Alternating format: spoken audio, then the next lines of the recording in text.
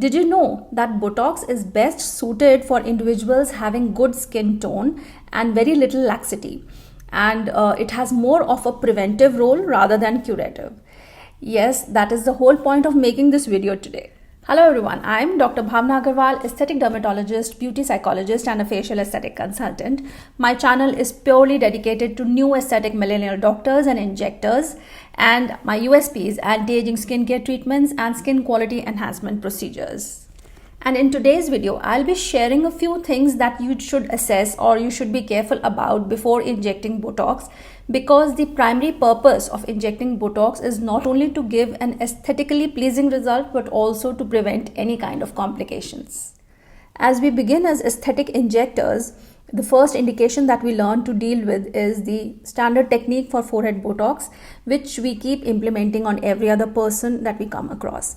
Little do we know at that time about the anatomy of aging, the physiology of aging, the bone changes, the muscle changes that are causing all the wrinkles and folds and lines. And little do we know the difference between fine lines, wrinkles and folds. But as time goes by, we have some happy clients, but we have, we do get some clients who are not so happy with our treatments. So what is the difference? It is in customization of the treatment. It is in understanding that who is the right candidate for the standard technique of Botox and where do you need to customize.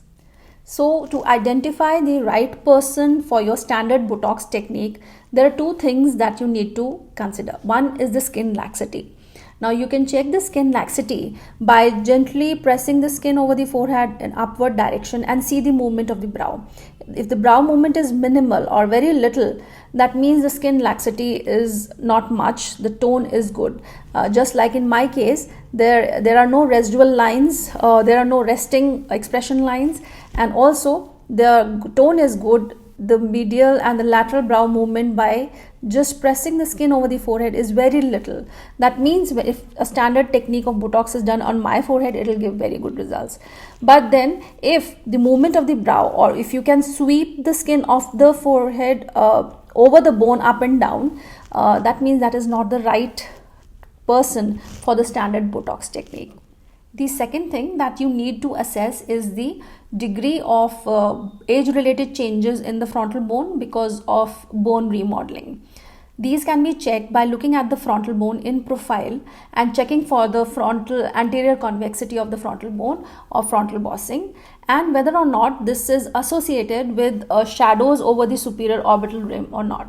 So if there are shadows over the superior orbital rim which are visible in the front as well as profile, that means there is already some degree of loss of tissue tension or skin tension, giving rise to laxity and causing slight amount of brow or lid ptosis. That means already some amount of brow and lid ptosis is present, which can be aggravated if you do the standard Botox technique in the forehead. The third thing that you need to be aware of is the thickness of the skin. As a rule, women have thin skin and musculature as compared to men. So in women, you need to be even more cautious while doing the standard technique, because in them, if there are any brow changes which are unexpected or which are a deviation from what is expected, it is going to be a more problematic situation for them as compared to men. So having assessed the three components, the laxity, the bone changes and the skin thickness, you will have a clarity on where to customize and where to implement the standard technique of Botox. And how to customize is a topic for another video. Do share in the comments if you want to know anything regarding these, or let me know in the comments below that if you would want to know how to customize the Botox treatments for individuals who are not ideal or who do not carry ideal indications for standard Botox. And hope this helps, and enjoy, and see you in the next video.